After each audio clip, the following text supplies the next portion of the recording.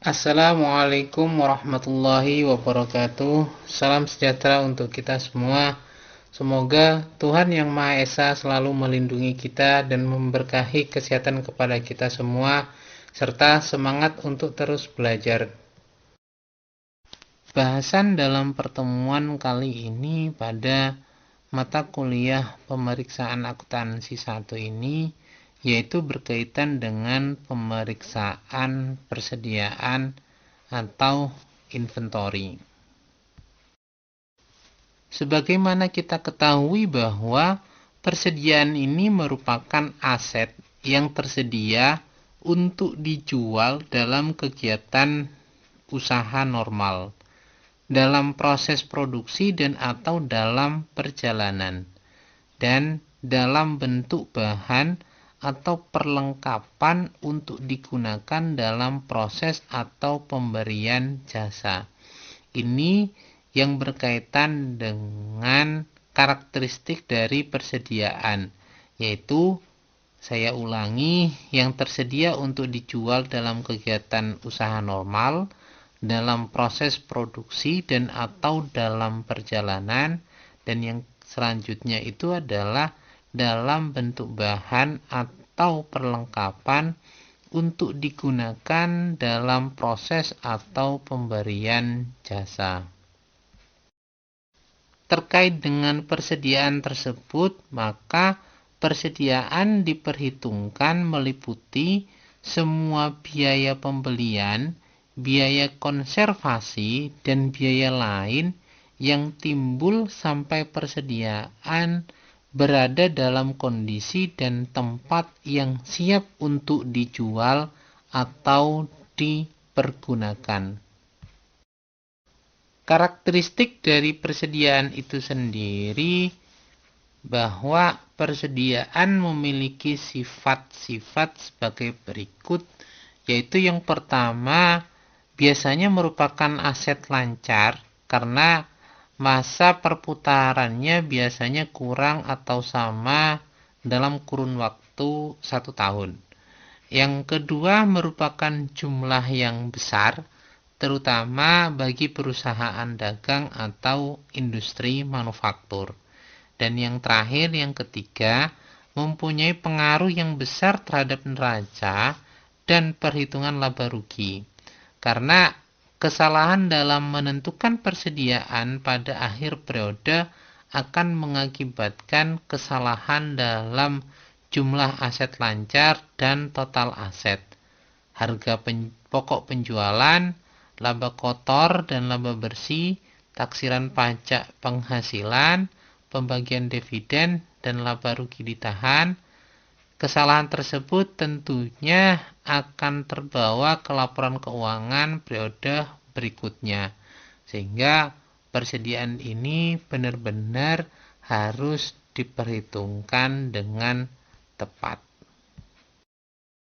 Terkait dengan pemeriksaan persediaan ada beberapa tujuan, yaitu yang pertama untuk memeriksa apakah terdapat internal kontrol yang cukup baik atas persediaan tersebut.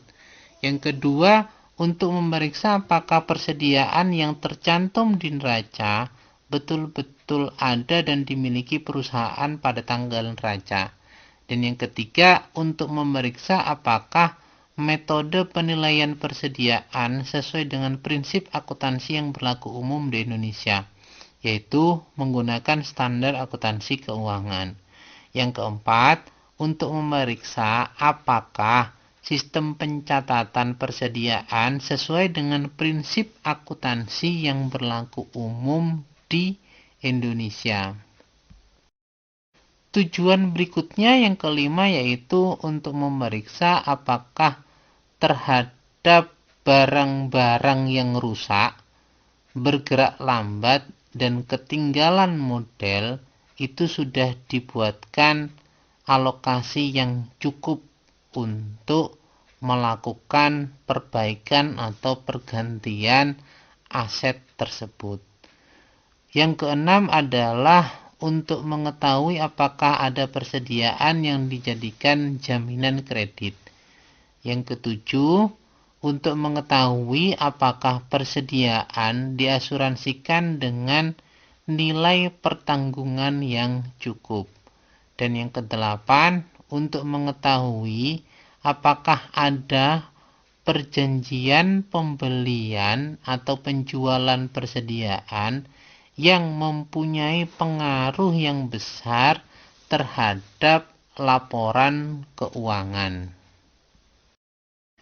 Yang terakhir, yang kesembilan adalah untuk memeriksa apakah penyajian persediaan dalam laporan keuangan sudah sesuai dengan prinsip akuntansi yang berlaku umum di Indonesia, yaitu standar akuntansi keuangan.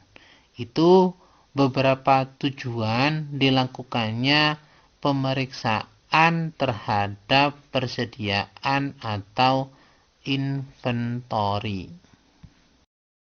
Terkait dengan internal control yang baik, maka ada beberapa ciri internal control yang baik dalam persediaan, yaitu yang pertama adalah adanya pemisahan tugas dan tanggung jawab antara bagian pembelian, penerimaan barang, gudang, akuntansi, dan bagian keuangan.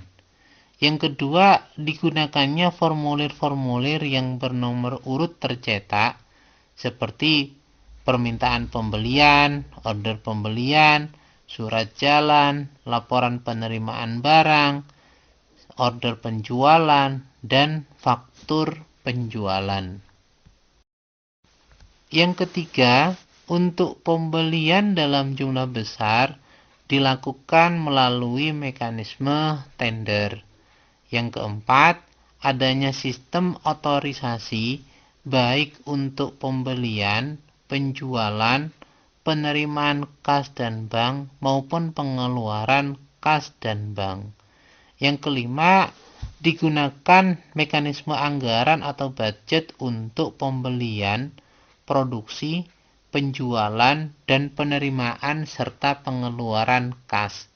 Yang keenam, digunakan mekanisme perpetual inventory system dan kartu stok, terutama di perusahaan yang nilai persediaan per jenisnya cukup material.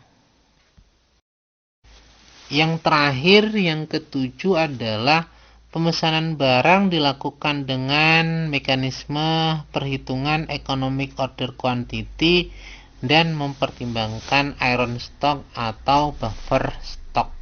Itu beberapa ciri internal control yang baik untuk persediaan.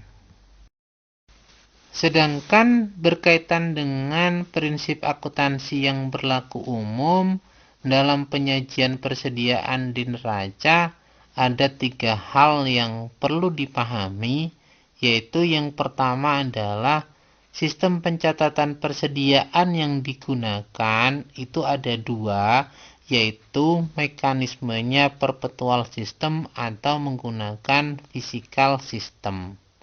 Yang kedua, dalam metode penilaian persediaan yang digunakan dapat memilih salah satu dari 3, yaitu FIFO, LIFO, atau average.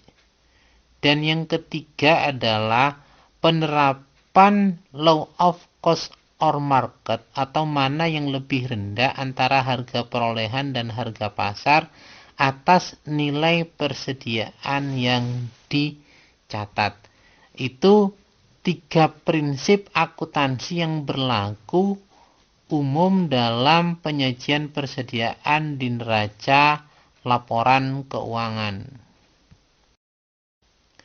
Sedangkan berkaitan dengan prosedur pemeriksaan persediaan, itu mencakup dari pembelian, penyimpanan, pemakaian, dan penjualan persediaan. Dan juga berkaitan dengan siklus pembelian, utang, dan pengeluaran kas, serta siklus penjualan, piutang, dan penerimaan kas. Itu korelasi yang berhubungan dengan persediaan dari hulu ke hilirnya, yaitu yang berhubungan dengan pembelian itu sendiri untuk pengadaan persediaan yang selanjutnya disimpan dan dipergunakan serta diperjualbelikan. Sehingga aktivitas tersebut itu berdampak pada siklus pembelian, di mana dalam siklus pembelian ini kadang diperoleh dari utang yang tentunya ada pengeluaran kas untuk pembayaran utang tersebut dan pengeluaran kas untuk melakukan pembelian secara tunai. Begitu juga untuk proses dihilirnya, yaitu yang berkaitan dengan penjualan, piutang, dan penerimaan kas. Dalam tahapan prosedur pemeriksaan persediaan untuk pengujian ketaatan atau compliance test, ada beberapa tahapan yang dapat dilakukan, yaitu yang pertama, pelajari dan evaluasi internal control untuk persediaan tersebut. Yang selanjutnya, pada tahapan kedua adalah lakukan tes terhadap compliance test atas pembelian dengan menggunakan purchasing order sebagai sampel. Compliance test atas pemakaian persediaan dengan menggunakan material requisition sebagai sampel. Dan selanjutnya yaitu compliance test atas penjualan dengan menggunakan faktur penjualan sebagai sampel. Sehingga untuk compliance test ini dapat dilakukan pada aktivitas pembelian, aktivitas pemakaian persediaan, dan aktivitas penjualan untuk persediaan tersebut. Yang terakhir, yang ketiga, dalam proses compliance test ini atau pengujian ketaatan adalah tarik kesimpulan mengenai internal kontrol persediaan tersebut. Jika dari tes transaksi auditor tidak menemukan kesalahan yang berarti, maka auditor bisa menyimpulkan bahwa internal kontrol atas persediaan tersebut itu berjalan efektif. Sehingga substantif tes atas persediaan tersebut itu dapat dipersempit. Terkait dengan prosedur pemeriksaan persediaan pada tahapan substantif tes, ada beberapa langkah-langkah yang dapat dilakukan oleh auditor. Yang pertama adalah lakukan observasi atas stok opnam atau perhitungan fisik yang dilakukan oleh perusahaan klien.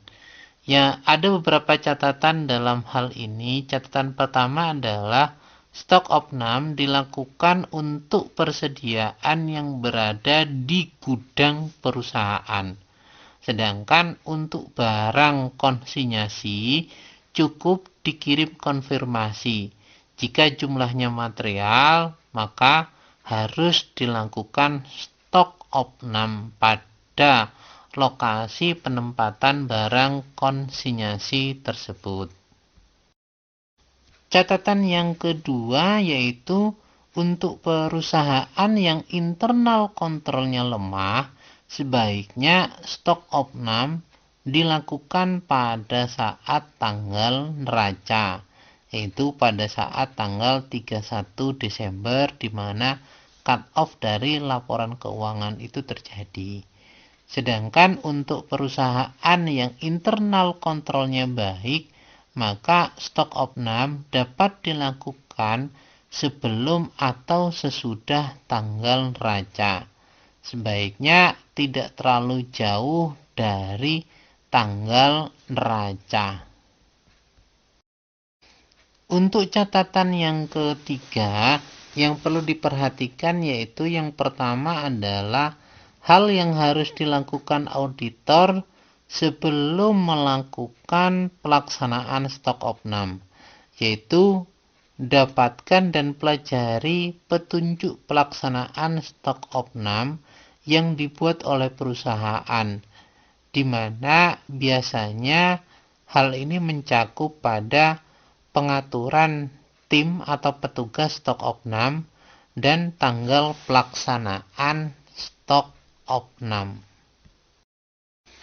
Selain itu, yang juga perlu diperhatikan adalah lokasi dan denah gedung, pembatasan seminimal mungkin keluar masuknya barang pada waktu pelaksanaan stok opnam. Yang berikutnya adalah prosedur cut-off, yaitu mencatat nomor dan tanggal terakhir receiving report dan issuing report atau shipping reportnya. Dan yang berikutnya adalah penggunaan bintek untuk mencatat hasil perhitungan yang sebelumnya ditempelkan di setiap jenis barang. Persiapan selanjutnya yaitu yang perlu diperhatikan adalah lakukan peninjauan gudang sebelum stok opnam dilakukan.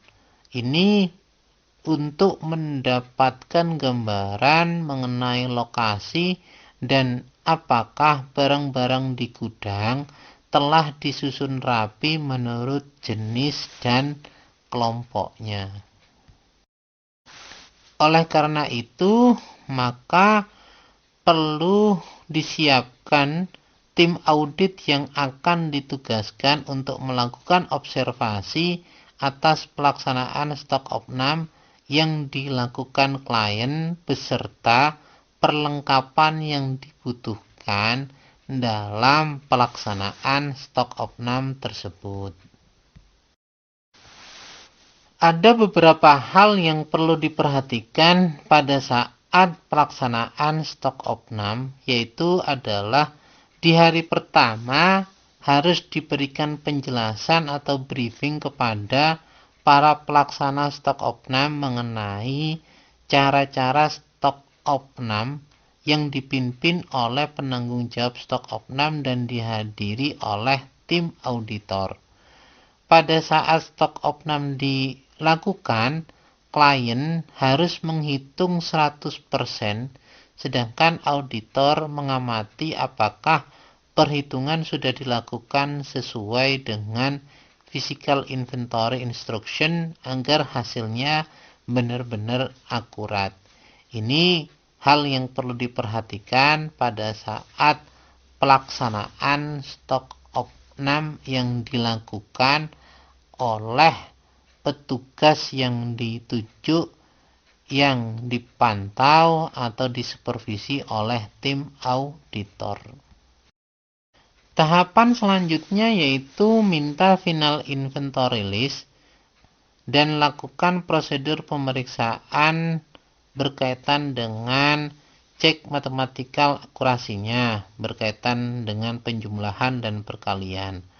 Cocokkan quantity per booknya dengan stok card-nya atau kartu stok. Terus cocokkan quantity per count-nya dengan count set-nya yang dimiliki oleh auditor, serta cocokkan total value dengan buku besar persediaan. Tahapan selanjutnya yang ketiga yaitu kirim konfirmasi untuk persediaan konsinyasi.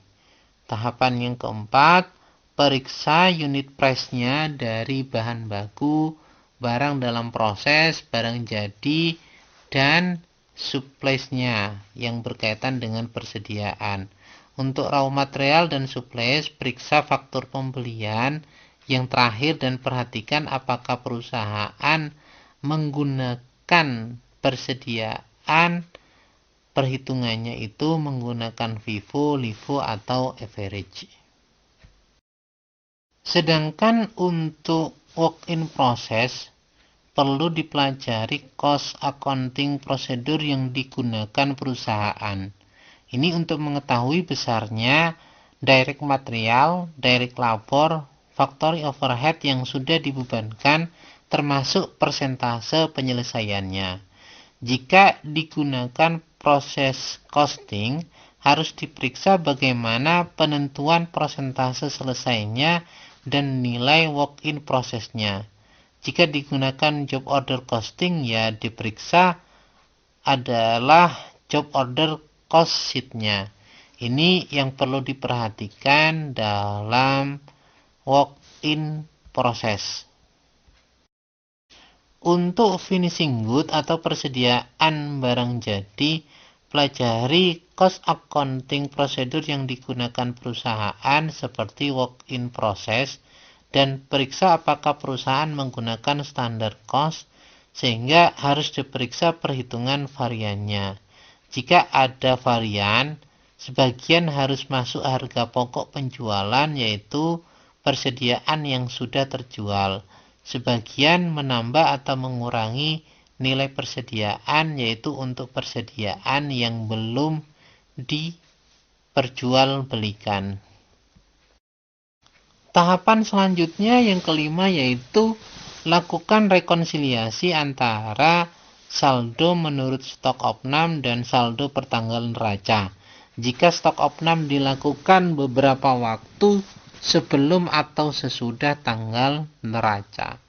Tahapan berikutnya yang keenam adalah periksa cukup tidaknya alokasi untuk barang-barang yang bergerak lambat, rusak, dan ketinggalan model. Tahapan yang ketujuh yaitu periksa kejadian sesudah tanggal neraca. Hal ini bertujuan untuk mengetahui apakah ada penjualan fiktif yang dicatat untuk memperbesar jumlah laporan penjualan dan kemudian di awal periode berikutnya dibuat jurnal balik. Tahapan berikutnya yaitu yang ke-8, periksa cut-off penjualan dan cut-off pembelian. Ini bertujuan untuk meyakinkan jangan sampai ada pergeseran waktu dalam pencatatan penjualan dan pembelian. Tahapan yang berikutnya, yang ke-9, yaitu periksa jawaban konfirmasi bank, perjanjian kredit, dan notulen rapat. Tujuannya adalah untuk mengetahui apakah ada persediaan yang dijadikan sebagai jaminan atas kredit perusahaan dari pihak ketiga. Jika ada, maka perlu dijelaskan dalam catatan atas laporan keuangan. Tahapan berikutnya yang ke-10 yaitu periksa apakah ada sales atau penjualan atau purchasing commitment pada tanggal neraca. Jika memang ada dan itu menimbulkan kerugian secara material bagi perusahaan pada periode berikutnya, maka hal tersebut itu perlu untuk dijelaskan dalam catatan atas laporan keuangan.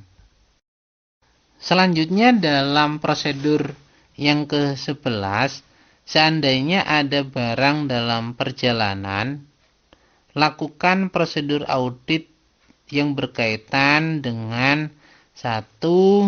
Minta rincian barang dalam perjalanan per tanggal neraca. Yang selanjutnya yang kedua adalah periksa perhitungan matematiknya, baik penjumlahan atau perkalian.